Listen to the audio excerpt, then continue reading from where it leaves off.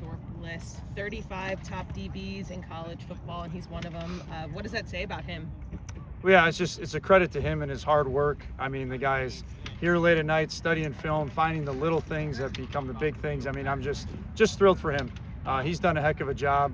Obviously, last year had a great season. This offseason done a great job, and he's obviously hungry to continue to raise his level of game, and excited for him. For sure. How have you seen him grow just within the first week of camp? Yeah, I think one thing for him is leadership. He's the heartbeat of the defense. He is always coming in, always locked in, getting himself ready, but also the next guy to his left or right at his level. And so he's done a great job, and looking forward to him to cut it loose once we get the game. Hearing a lot of things about the D-line from coaches, from Entz, of course, and complimentary parts of that. What has stood out to you about their performance so far in the first week and a half? Yeah, just their motor. I mean, Coach Geely, Coach O, those guys, and the entire defensive line, they got a mindset when they step out here, right? The closer you are to the football, the more disruption is production, and they are a disruptive group in terms of reestablishing the line of scrimmage. And so those guys and the mindset, it makes it easier for the back seven. So for sure. What is it telling you what you have potentially moving into the season and the things you can do, the combinations you can make, the calls you can make on that defensive line? Yeah, I mean, when you have guys that can affect the quarterback and stop the run up front, obviously it allows for you to do a couple different structures in the back end. And so, any defense that wants to play at a high level, you got to have a good defensive line. So those guys are continuing to improve each and every day. And then on the other layers of the defense, what positional battles are really heating up at the moment from your standpoint, where it's going to make some tough decisions on who gets playing? Yeah, there's great competition everywhere, from defensive line to linebacker to the secondary. Obviously there's a couple secondary spots that are open that there's been great battles for, which is, every one of those guys, they're coming in, working their tail off, and trying to push themselves to the next level. So I think secondary-wise, there's a lot of really good battles at the safety and the cornerback position for sure. Taylor Powell's a guy that played a few different positions at NIU. Is that something that we might see at Fresno State? In case there's an injury or something, but he's playing the safety position for us. He's played safety, nickel, free, strong. Here he's primarily focused on the safety position. Speaking of safety, is there anyone, I know you said it's still a battle out there, but is there anyone that has stood out at that safety position? Yeah, that'll be a decision we make here in a couple weeks. I think I've seen flashes from all of them, which is a really good thing and makes my job a lot harder, which is I'm proud of those guys, but they are all coming in, competing, locked in, ready to go and, win the job. So that's what fall camp's all about, to see who can separate themselves at the end. How would you describe Titus as a player and his growth from last fall camp to this fall camp? Yeah, I mean, just diagnosing the plays. Coach Bresky, heck of a linebacker coach.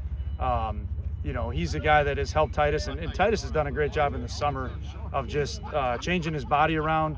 You can watch him on the field now. He's a step faster at diagnosing the football play that goes in, whether it's run, pass, PAP. Done a really nice job in there. So really looking forward to his growth this season. Coach, how have you seen Ryan Wilson grow? Yeah, he's been here a long time. I know. We're glad to get him back, right? Ryan's a leader for us. He's always going to come in ready to go.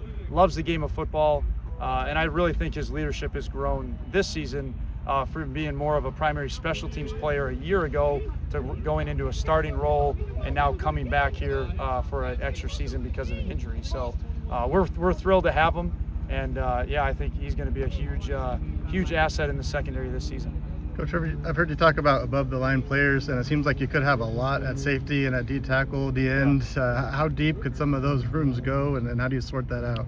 Yeah, I was saying, like the fall camp side of things, right, the battle, the heated moments, I think like how you sort it out really would be after, like once we get through the full install, right, the guys that are operating at a high level when the entire call menu's in, right, not just piece by piece, but when we go out, roll the ball out, move the ball, scrimmage situations, those are the ones that are closest to a game. And so I think that's where you're going to see the separation of who can compete when the pressure is the highest, and those are the guys that are going to win the job.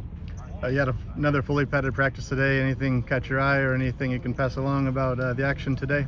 Yeah, I thought Titus had a great interception right there in the beginning of the second down, third down drills in there. I thought our D-line was disruptive.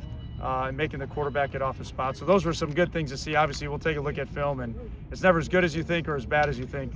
until you get in and watch the film. So looking forward to it. Do you have any reaction to the viral Midnight Alley play that happened yesterday? And is the defense going to get revenge on that?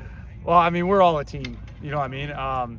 That was a heck of a play by Gillick, right? And we celebrate each other's success.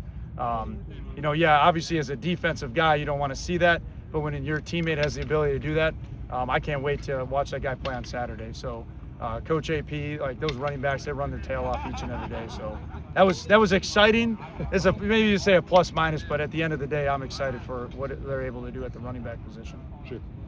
What's your message to a guy like Ethan after a play like that, in terms of getting back up on your feet? Yeah, we use a saying that says the next play's the best play. You know what I mean? And that play's done. Obviously, you can be critical about it when you're in the film room and see how you can do those things. But, yeah, the next play's got to be the best play. That's how we treat those ones. And that one, sometimes you got to tip your cap to the offense. Thanks, Coach.